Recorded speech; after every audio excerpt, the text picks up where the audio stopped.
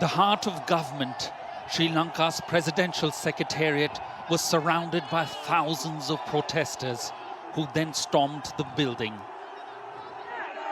From the morning, clashes between protesters and security forces have taken place across the capital city, Colombo. Undeterred by tear gas, police firing in the air and water cannons, protesters gathered to march on the president's house to force him out of office. In the clashes, many are reported to be injured. Their patience was wearing thin, even with the military. They broke down the multi-layer protective cordons and removed all barriers from their path for the final push. Security forces were overwhelmed by the sheer numbers and determination as they stormed the president's house. Some carrying the nation's flag, they walked through the gardens and many rooms and corridors of the building, warning their president to go.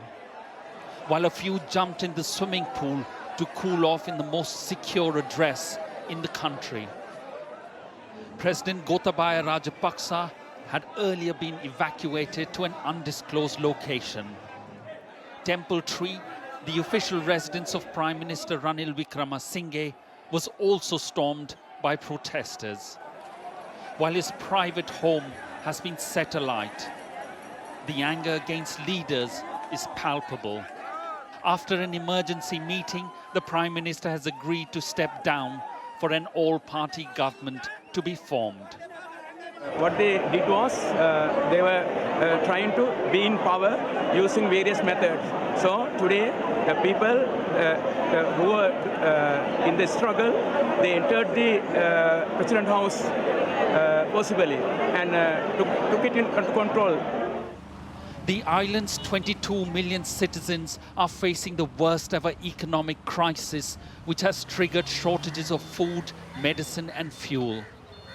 The deep-rooted economic problems have remained unaddressed for decades, and the Rajapaksa government's mismanaged economic policies has left the country virtually bankrupt.